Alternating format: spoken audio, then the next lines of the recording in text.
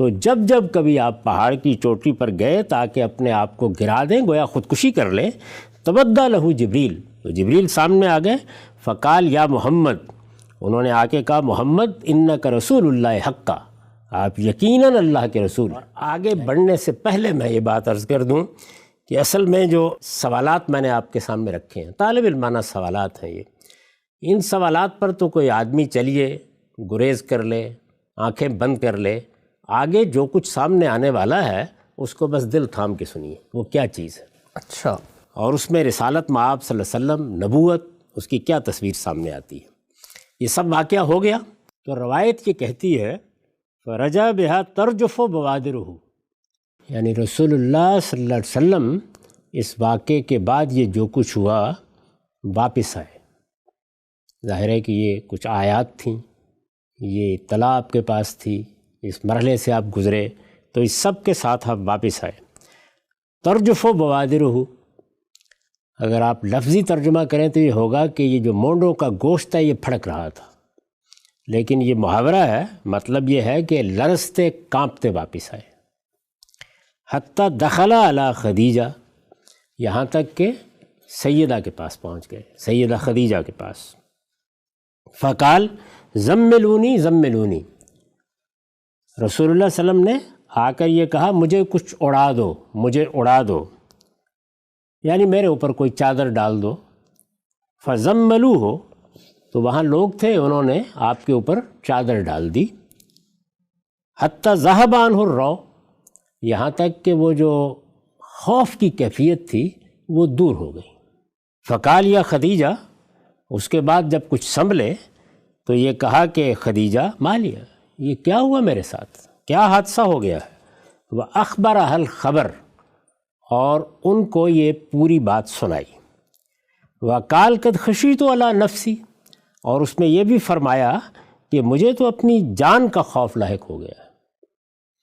یعنی اس سے اندازہ کر سکتے ہیں کہ کیا صورتحال ہے، کوئی اذعان نہیں، کوئی یقین نہیں، اضطراب کی کیفیت ہے، خوف زدہ ہیں، کانپتے لرزتے ہوئے واپس آئے ہیں۔ اور اب بھی یہ معلوم ہوتا ہے کہ یہ نہیں کہ جبریل سے ملاقات ہوئی ہے، اللہ تعالیٰ نے انتخاب کر لیا ہے، مجھ پر اس طرح وحی کی گئی ہے، یہ معلوم ہوتا ہے کہ کوئی حادثہ ہو گیا ہے جس کی اطلاع اپنے گھر والوں کو دے رہے ہیں۔ قد خشیت علی نفسی، مجھے تو اپنی جان کا خوف لاحق ہے۔ فقالت لہو، اس کے جواب میں سیدہ نے کہا کلا ابشر، ہرگز نہیں، آپ خوش ہو جائیں۔ فواللہ لا یخزیک اللہ ابدا، بخدا اللہ کبھی آپ کو رسوا نہیں کرے گا۔ انک لتصل الرحم، اس لیے کہ آپ تو صلہ رحمی کرتے ہیں۔ وتصدق الحدیث، ہمیشہ سچی بات کرتے ہیں۔ وتحمل الکل، لوگوں کے بوجھ اٹھا لیتے ہیں۔ وتکری الضیف، اور مہمانوں کی میزبانی کرتے ہیں، مہمان نوازی کرتے ہیں۔ وتعین علی نوائب الحق، اور جانب حق میں لوگوں کی مدد کرتے ہیں، ان کے کام آتے ہیں۔ ثم انطلقت بہ خدیجہ، پھر رسول اللہ صلی اللہ علیہ وسلم کو ساتھ لے کر خدیجہ گئیں۔ کہاں گئیں؟ حتیٰ اتت بہ ورقۃ ابن نوفل ابن اسد ابن عبد العزیٰ ابن قصی، یعنی وہ لے کے رسالت مآب صلی اللہ علیہ وسلم کو کن کے پاس گئیں؟ ورقہ بن نوفل کے پاس گئیں، یہ ان کا پورا نام ہے۔ وہ ابن ام خدیجہ اخو ابیہا، یہ ان کے والد کے بھائی کے بیٹے تھے، یعنی کیا ہوئے؟ چچا زاد تھے سیدہ خدیجہ کے، ان کے والد کا نام خویلد ہے، تو یہ ان کے بھائی کے بیٹے تھے، گویا چچا زاد تھے۔ وکان امرن تنصر فی الجاہلیہ، جاہلیت کے زمانے میں عام طور پر عرب مشرکین تھے یا ان میں کچھ دین حنیفی کے پیرو تھے، یہ نصرانی ہو گئے ہوئے تھے۔ وکان یکتب الکتاب العربی، اور یہ عربی میں تحریریں لکھتے رہتے تھے۔ فیکتب بالعربیۃ من الانجیل، اور انجیل کا بھی عربی میں ترجمہ کرتے تھے، ماشاء اللہ ون یکتب، جو کچھ اللہ چاہتا اس میں سے۔ وکان شیخاً کبیراً قد عمیا، اور یہ بہت بوڑھے تھے، اندھے بھی ہو گئے ہوئے تھے۔ فقالت لہو خدیجہ، تو اب سیدہ نے، ام المومنین نے ان سے کہا ای ابنام اسمع من ابن اخیک، ظاہر ہے کہ ان کے چچا زاد ہیں، تو وہ کہتی ہیں کہ آپ ذرا اپنے بھتیجے سے سنیے یہ کیا بیان کر رہے ہیں۔ فقال ورقہ نے کہا ابن اخی ماذا ترى، بھتیجے کیا دیکھا ہے تم نے؟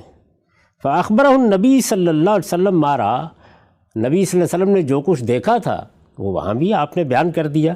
فقال ورقہ، اس پر ورقہ نے کہا ھذا الناموس الذی انزل علی موسیٰ، یہ وہی ناموس ہے، جبریل امین کی طرف اشارہ ہے، یہ وہی ناموس ہے جو اس سے پہلے موسیٰ علیہ السلام پر نازل ہوا تھا۔ یا لیتنی فیہا جزا اکون حیا حین یخرجک قومک، اے کاش جس وقت تمہارا یہ زمانہ آئے گا نبوت کا، میں اس وقت جوان ہوتا، میں زندہ ہوتا، جب کہ تمہاری قوم تمہیں نکال دے گی، یعنی وہ اپنے جذبے کا اور اس صورتحال میں اپنی مدد کی خواہش کا اظہار کر رہے ہیں۔ فقال رسول اللہ صلی اللہ علیہ وسلم، اس پر رسول اللہ صلی اللہ علیہ وسلم نے فرمایا ابا مخرجیہم، کیا وہ فی الواقع مجھے نکال دیں گے؟ فقال ورقہ، اس پر ورقہ نے کہا نعم لم یات رجل قط بما جئت بہ الا اوذی، یعنی جو کچھ آپ لے کے آئے ہیں، جس چیز کے حامل بنائے گئے ہیں، اس سے پہلے جو بھی اس کا حامل بنایا گیا اور جو بھی اس طرح کی چیز لے کر آیا اس کی دشمنی کی گئی ہے۔ تو آپ کے ساتھ بھی یہی ہوگا۔ وَإِن يُدْرِكْنِي قَوْمُكَ أَنْصُرُكَ نَصْرًا مُعَزَّرًا، اگر مجھے اللہ نے توفیق دی، میں اس وقت ہوا تو میں آپ کی بھرپور مدد کروں گا۔ ثُمَّ لَمْ يَنْشَبْ وَرَقَةٌ أَن تُوَفِّيَ، اس کے بعد زیادہ دن نہیں گزرے کہ ورقہ کی وفات ہو گئی۔ وَفَطَرَ الْوَحْيُ، اور وحی کے سلسلے میں بھی انقطاع آ گیا۔ بدء الوحی میں امام بخاری نے اتنی ہی روایت بیان کی۔ اب اس کے بعد دیکھیے اس روایت میں جو اضافہ ہے وہ کیا ہے۔ وَفَطَرَ الْوَحْيُ فَطْرَةً، یعنی اس کے بعد وحی کا سلسلہ رک گیا کچھ دیر کے لیے۔ حتیٰ حضر النبی صلی اللہ علیہ وسلم فیما بلغنا حزنا غدا منہ مرارا کہ یتردد من رؤوس شواہق الجبال، یعنی یہ ذرا آپ سنیے کیا بیان ہو رہا ہے۔ وحی کا سلسلہ رک گیا یہاں تک کہ نبی صلی اللہ علیہ وسلم سخت غمزدہ ہو گئے۔ اب اس میں یہ کہتے ہیں فیما بلغنا، یعنی یہ جو روایت ہے اس کے درمیان میں یہ اپنے اب بلاغات بیان کر رہے ہیں، ان کو بلاغات ظہری کہتے ہیں، یعنی ان باتوں میں جو ہم کو پہنچی ہیں۔ ان کا عام طریقہ ہے کہ روایت بیان کرتے ہوئے درمیان میں ایک بات ڈال دیں گے اور یہ کہیں گے کہ یہ ہم کو پہنچی ہے، ان پر ہم بعد میں تبصرہ کریں گے۔ تو یہ انہوں نے اس حیثیت سے بات بیان کر دی، یعنی یہ کہا کہ فیما بلغنا، یعنی ان چیزوں میں جو اس باب میں ہم تک پہنچی ہیں، جو باتیں ہم نے اس میں سنی ہیں، ان میں ایک چیز یہ بھی ہے کہ نبی صلی اللہ علیہ وسلم سخت غمزدہ ہو گئے۔ حزنا غدا منہ مرارن، ایسے غمزدہ کہ بارہا یہ ہوا کہ گئے کہ جا کر پہاڑوں کی چوٹیوں سے اپنے آپ کو گرا دیں۔ یہ ذہن میں رہے کہ یہاں کوئی انقطاع نہیں ہوا، یہ وہی روایت چلی آ رہی ہے، یہ کوئی تعلیق نہیں ہے، یہ الگ سے کوئی چیز نہیں ہے، روایت اسی طرح جاری ہے، اس کے درمیان میں یہ آ گیا ہے۔ اس روایت کا رقم ہے 6982، یہ کتاب التعبیر ہے اور یہ باب ہے اول ما بدأ بہ رسول اللہ صلی اللہ علیہ وسلم من الوحی الرؤیا الصالحہ، ہر شخص اس کو دیکھ سکتا ہے۔ تو یہ فرماتے ہیں کہ ایسے غمزدہ ہو گئے کہ غدا منہ مرارن، بارہا یہ ہوا کہ یتردد من رؤوس شواہق الجبال، کہ اپنے آپ کو پہاڑوں کی چوٹیوں سے گرا دیں۔ فکلما اوفى بذروۃ جبل لکہ یلقی منہ نفسہ، تو جب جب کبھی آپ پہاڑ کی چوٹی پر گئے تاکہ اپنے آپ کو گرا دیں، گویا خودکشی کر لیں، تبدى لہ جبریل، تو جبریل سامنے آ گئے۔ فقال یا محمد، انہوں نے آ کے کہا محمد انک رسول اللہ حقا، آپ یقیناً اللہ کے رسول ہیں۔ یعنی یہ بات تو پہلے دن ہی کہنی تھی، پہلے دن ہی اطمینان دلانا تھا، اس میں یہ نوبت کیوں آئی؟ فیسکن ذالک جاشو، اب جب جبریل آتے آ کر یہ کہتے تو اس سے کچھ قرار آ جاتا، وتقر نفسو، کچھ تسلی ہو جاتی، فیرجع، پھر لوٹ آتے۔ فیضا طالت علیہ فترۃ الوحی، پھر جب وحی میں انقطاع کا یہ سلسلہ لمبا ہو جاتا، غدا لمثل ذالک، تو ایسے ہی جاتے اور اسی طرح اپنے آپ کو پہاڑ کی چوٹی سے گرانا چاہتے۔ فیضا اوفى بذروۃ جبل، جب پہاڑ کی چوٹی پر چڑھ جاتے، تبدى لہ جبریل فقال لہ مثل ذالک، تو جبریل ظاہر ہوتے اور اسی طرح سے تسلی دیتے۔ روایت یہاں ختم ہو جاتی ہے۔ اب آپ یہ دیکھیے کہ یہ کیا چیز ہے، یعنی پہلے تو یہ کہ رسالت میں آپ صلی اللہ علیہ وسلم جس طریقے سے گھر واپس آئے ہیں، جس اضطراب میں آئے ہیں، جس طرح کی بے یقینی کی کیفیت میں آئے ہیں، جس طرح سے کانپتے ہوئے آپ نے آ کر کہا ہے کہ مجھے کوئی کمبل یا کوئی چادر اڑا دو، جس طریقے سے جب یہ کیفیت دور ہوئی ہے تو اپنے اضطراب کا اظہار کیا ہے کہ یہ مجھے ہو کیا ہے، کیا حادثہ ہوا میرے ساتھ، یعنی کوئی اطمینان نہیں، کوئی دل کی تسلی نہیں ہے، کوئی اذعان نہیں ہے۔ وہاں آپ نے دیکھا کہ سیدنا موسیٰ علیہ السلام کے ساتھ کیا ہوا ہے، ابھی میں آپ کو بتاتا ہوں کہ ان کا رد عمل کیا ہے۔ اچھا، یعنی اس سے پہلے میں نے آپ کے سامنے وہ مقامات رکھے ہیں کہ وہی آئی کیسے، انہیں پیغمبر بنایا کس طریقے سے گیا، اس موقع پر گفتگو کیا ہوئی، پھر آپ کو یہ بتایا پہلی وحی کیا کی گئی، یعنی کیا ہدایات دی گئیں، وہ کتنی فطری ہدایات ہیں۔ توحید بتائی گئی ہے، قیامت کے آنے کی خبر دی گئی ہے، نماز کی تلقین کی گئی ہے، اللہ تعالیٰ کی بندگی یہی اصل میں سارا دین ہے، اس کی تعلیم دی گئی ہے۔ وہاں یہ دیکھیے کہ یہ ہے وہاں کا سارا منظر، اور یہ منظر کیا فی الواقع کوئی مطابقت اس کے ساتھ رکھتا ہے؟ یہ صورتحال ہے۔ اس کے بعد سیدہ خدیجہ اپنے ابن عم کے پاس لے کے جا رہی ہیں، یہ کہہ رہی ہے کہ یہ ذرا بھتیجے سے سنیے کہ ان کے ساتھ کیا معاملہ ہوا ہے۔ وہ تسلی دیتے ہیں، وہ بائبل کے عالم ہیں، انجیل لکھتے ہیں، عربی زبان سے واقف ہیں اور انجیل سے بھی واقف ہیں، چونکہ مسیح ہو چکے ہوئے ہیں، وہ اطمینان دلاتے ہیں کہ یہ وہی ناموس ہے، یہ وہی فرشتہ ہے جو اس سے پہلے سیدنا موسیٰ پر آ چکا ہے، اسی کا نزول تم پر بھی ہوا ہے۔ پھر اس کے بعد یہ کہتے ہیں کہ تمہاری قوم کے ساتھ کیا معاملہ ہوگا، لیکن یہ چیز بھی اطمینان نہیں دلاتی۔ اچھا، پھر اس کے بعد دلچسپ چیز یہ ہے کہ وحی کے وقفے آتے ہیں، کہ وحی آتی ہوگی، قرآن نازل ہوتا ہوگا، وہ سب کچھ کسی اطمینان کا باعث نہیں بنا۔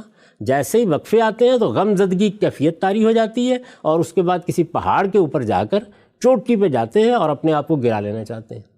یہ نہیں کہا گیا کہ یہ واقعہ ایک بار پیش آیا ہے، بلکہ بار بار ایسا ہی ہوتا ہے۔ فَكُلَّمَا، جب ایسا ہوتا جبریل آ کے تسلی دیتے، وقتی طور پر کچھ تسلی ہو جاتی ہے، اس کے بعد پھر وہی صورتحال پیدا ہو جاتی ہے۔ تو مجھے یہ بتائیے کہ یہ روایت جو شروع یہاں سے ہوئی کہ گویا کوئی چلہ ہے، کوئی مراقبہ ہے، غار حرا میں جانے کا سلسلہ شروع ہو گیا ہے، اس کے بعد مختلف مراحل سے گزرتی ہوئی یہ کس خاتمے تک پہنچی؟ تو یہ وہ سوالات ہیں جو قرآن مجید کی روشنی میں، عقل عام کی روشنی میں، پیغمبروں کی تاریخ کی روشنی میں، جو کچھ نبوت کا معاملہ ہم سمجھے ہیں الہامی صاحب سے، اس کی روشنی میں پیدا ہوتے ہیں۔ یہ طالب علمانہ سوالات ہیں۔ ابھی اگر ان میں کوئی بات پوچھنی ہے تو پوچھ لیجئے، پھر میں اس کے بعد آپ کو یہ بتاؤں گا کہ اب ذرا ان سوالات کے بعد خود روایت کی طرف آئیے کہ اس کی نوعیت کیا ہے، وہ روایت ہمیں ملی کیسے ہے، اس کی تاریخ کیا ہے، اور اس روایت کے مقابل میں کیا چیزیں ہمارے پاس موجود ہیں۔ ٹھیک،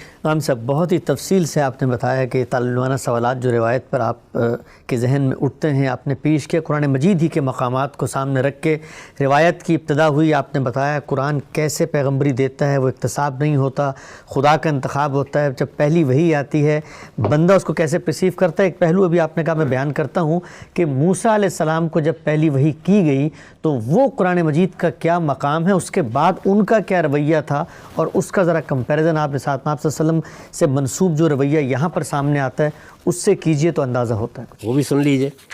یعنی آپ نے پہلے دیکھا کہ وہ شان کیا تھی، وہ ہدایات کیا تھی، اللہ تعالیٰ نے کس طرح ان کو تسلی دلائی، یہاں تک کہ سانپ سے ڈر گئے۔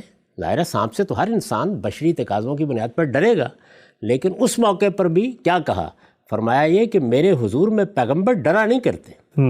اور یہاں اس روایت سے جو تصویر آتی ہے وہ یہ ہے کہ پیغمبر ڈرتا ہوا، کانپتا ہوا واپس آیا ہے۔ ٹھیک، اپنی اہلیہ سے کہتا ہے مجھے کوئی کمبل اڑا دو، یہ کہتا ہے مجھے اپنی جان کا خطرہ لاحق ہو گیا ہے۔ یہ خدا کی بارگاہ سے، یہ فرشتے سے ملاقات کے بعد واپسی کی تصویر ہے۔ اور یہاں دیکھیے یہ ہوا، یہ پیچھے جو کچھ آپ سن چکے جی، اس کے بعد یہ بیان کیا گیا کہ ان کو وہ معجزات دیے گئے۔ پھر یہ مشن کیا ہے، کہاں جانا ہے، یعنی یہ کتنے فطری واقعات ہیں۔ اذهب الى فرعون انه طغى، یہ سورہ طٰہٰ وہی 24 سے آیات شروع ہوتی ہیں۔ اذهب الى فرعون انه طغى قال رب اشرح لي صدري ويسر لي امري واحلل عقدة من لساني يفقهوا قولي واجعل لي وزيرا من اهلي هارون اخي اشدد به ازري واشركه في امري كي نسبحك كثيرا ونذكرك كثيرا انك كنت بنا بصيرا قال لقد اوتيت سؤلك يا موسى۔ سبحان اللہ، کیا شان ہے اس کلام کی اب ذرا ترجمہ سنیے. اچھا اب فرعون کے پاس جاؤ، وہ بہت سرکش ہو گیا. یعنی مشن سونپ دیا گیا، بتایا گیا کیا کرنا ہے. جواب کیا ہے؟ یہ کہ کانپتے ہوئے اپنی اہلیہ کے پاس آ گئے، دشت و بیابان میں خوف زدہ ہو گئے. آ کے یہ بتایا کہ میری جان کا خطرہ مجھے لاحق ہو گیا ہے. آپ دیکھیے موسیٰ علیہ السلام کیا جواب دیتے ہیں. موسیٰ نے عرض کیا پروردگار تو میرا سینہ کھول دے اور میرے کام کو میرے لیے آسان بنا دے اور میری زبان کی گرہ سلجھا دے کہ لوگ میری بات کو سمجھیں، اور میرے خاندان سے تو میرے لیے ایک وزیر مقرر کر دے، ہارون کو جو میرا بھائی ہے، اس کے ذریعے سے تو میری کمر کو مضبوط کر اور اس کو میری ذمہ داری میں شریک بنا دے. اور اب سنیے کہ ہم زیادہ سے زیادہ تیری تسبیح و تقدیس کریں اور زیادہ سے زیادہ تیرا چرچا پھیلائیں. بے شک تو برابر ہمارے حال پر نگران رہا ہے. فرمایا تمہاری درخواست منظور ہوئی ہے موسیٰ. سبحان اللہ. یہ شان ہے، پیغمبری ایسے ملتی ہے اور پیغمبر اس کو اس طرح سے لیتے ہیں، اور یہ دعوت ہوتی ہے، اس طرح مشن سپورٹ کیا جاتا ہے. یہ تصویر قرآن مجید نے اس تفصیل کے ساتھ کیوں رکھی ہے ہمارے سامنے؟ اس لیے رکھی ہے تاکہ ہم یہ پہچان سکیں کہ پیغمبروں کا معاملہ کسی حکیم کا، کسی فلسفی کا نہیں ہوتا. ان کے پس منظر میں کیا چیز ہوتی ہے، وہ کیسے اچانک اٹھتے ہیں، ان کے یہاں نشو و ارتقاء کے کوئی مراحل نہیں ہوتے، وہ اپنی سیرت اور کردار سے کس مقام پر فائز ہوتے ہیں. جب انہیں پیغمبری دی جاتی ہے تو وہ ان کے لیے کس طرح کا واقعہ ہے، ان کے لیے کیا فضا پیدا کی جاتی ہے، ان کا اذعان کیسا ہوتا ہے، ان کے یقین کی نوعیت کیا ہوتی ہے، انہیں پہلی وحی کیا کی جاتی ہے، کیا ہدایات دی جاتی ہیں، اور پھر یہ کہ وہ جواب میں کیا کہتے ہیں. سبحان اللہ. غانم صاحب، ہم اس مرحلے پر پہنچ چکے ہیں جہاں پر آپ نے روایت کی بنیاد پر جو سوالات اٹھائے. میں چاہتا ہوں، ہمارے پاس تھوڑا سا وقت یہاں پر ہے، روایت کے بارے میں جو خود سوال اٹھتے ہیں اس کو ہم انشاءاللہ تفصیل سے اگلی نشست میں زیر بحث لائیں گے. لیکن یہاں پر اسی بحث کو کا خلاصہ کرتے ہوئے میں آپ سے پوچھنا چاہتا ہوں کہ جو آپ نے ابھی آخر میں سیدنا موسیٰ علیہ السلام کا بتایا کہ جب اللہ نے ان کو مشن سونپ دیا تو سونپنے کے بعد جیسے وہ پرسیو کر رہے ہیں فوراً سے گویا اس مشن پہ کاربند ہو گئے اور اس مشن میں تائید اور نصرت کے لیے اللہ سے دعا کی. یہاں جو آپ نے روایت کے آخر میں پڑھا کہ سیدہ خدیجہ ان کو ورقہ بن نوفل کے پاس لے کے جاتی ہیں، اللہ تعالیٰ بنی اسماعیل میں ایک پیغمبر کی تاسیس کر رہے ہیں، ان میں لے کر آ رہے ہیں. یہ تصویر کی عجیب سی آپ کو لگتی ہے کہ یعنی بنی اسرائیل یا نصارہ جنہوں نے خدا کی شریعت کو چھوڑ دیے ان کے پاس تسلی کے لیے لے جایا جا رہا ہے. ہونا تو یہ چاہیے کہ رسالت محمد صلی اللہ علیہ وسلم اگر وہی پر کوئی اطمینان نہیں ہے تو جبریل سے پلٹ کے پوچھیں وہاں کیوں لے جا رہے ہیں؟ میرے بھائی یہ تو مکہ ہے، اپنے گھر میں ہے. اگر فرض کیجئے کہ ہرا میں بھی گئے ہیں تو وہ چند کلومیٹر کے فاصلے پر ہے. یہ تو راستے میں ہے، بیابان ہے. ذرا مدین سے فاصلہ دیکھیے کیا ہے. وادی مقدس طوا میں ہے نا. قرآن مجید نے بتایا ہے کہ کہاں نبوت دی جا رہی ہے. رات کا وقت ہے، سردی کا موسم ہے. اس میں تو خوف زدگی کے بہت امکانات موجود ہیں. اس سب کے باوصف یہ دیکھیں کہ سیدنا موسیٰ علیہ السلام کیا کر رہے ہیں، کیا جواب دے رہے ہیں. وہاں بھی اہلیہ موجود ہیں، پیچھے اہلیہ موجود ہیں، انہی کو چھوڑ کر گئے ہیں. انہی سے یہ کہہ کے جا رہے ہیں کہ میں دیکھتا ہوں، مجھے یہاں آگ نظر آئی ہے، ہو سکتا ہے کوئی انگارہ مل جائے، اسے ہم تاپ سکیں گے. اس سے اندازہ ہو گیا نا کہ سخت سردی ہے، بیابان ہے، رات کا وقت ہے، اور یہ کہہ رہے ہیں کہ شاید کچھ لوگ وہاں موجود ہوں، ان سے کچھ رہنمائی مل جائے، ہم ان سے راستہ پوچھ سکیں. اس طرح کی صورتحال میں، یعنی دشت و بیابان میں، تنہا رات میں، یہ سب کچھ ہوتا ہے. اور آپ یہ دیکھیے کہ سانپ کو دیکھ کر ڈرتے ہیں تو اس وقت بھی اللہ تعالیٰ کیا کہتے ہیں؟ موسیٰ میرے حضور میں اللہ کے پیغمبر ڈرا نہیں کرتے. یہ کیا بات ہے؟ کیوں کہی گئی ہے؟ یہ بتایا گیا ہے کہ ایسا نہیں ہوتا کہ وہ خیال کرے کہ کوئی بھوت آ گیا ہے، کسی جن نے قبضہ کر لیا ہے، مجھے کچھ صورتیں دکھائی دینے لگ گئی ہیں، یہ کوئی ہاتف کی آواز ہے. یہ نہیں خیال ہوتا ان کو. وہ اس اذعان کے مقام پر کھڑے ہوتے ہیں کہ میں پیغمبر ہوں اور میں اللہ کے حضور میں کھڑا ہوں. اور اس کائنات کا پروردگار بھی یہ کہتا ہے کہ سانپ سے ڈر جانا اگرچہ کوئی ایسی چیز نہیں ہے، یعنی اس ماحول میں انہیں کوئی خوف محسوس نہیں ہوا، لیکن سانپ کو دیکھ کر وہ ڈر گئے. اس موقع پر یہ کہا کہ میرے حضور میں پیغمبر ڈرا نہیں کرتے. تو میں یہاں یہ پوچھنے کی جسارت کر سکتا ہوں کہ رسالت مآب صلی اللہ علیہ وسلم کس کے حضور سے آئے ہیں؟ جبریل امین، اللہ کے فرشتے، وہ وہی لے کے آ گئے ہیں. قرآن مجید کی آیات نازل ہو گئی ہیں.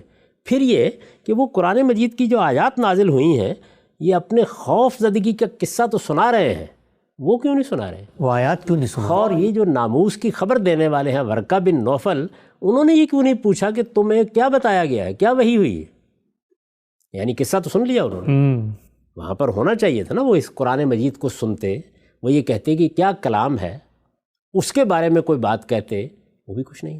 نہ رسالت میں آپ صلی اللہ علیہ وسلم سیدہ خدیجہ کو یہ بات بتا رہے ہیں، نہ اس کے بعد ورقہ بن نوفل یہ پوچھ رہے ہیں، اور پھر یہ کیا ہے، خودکشی؟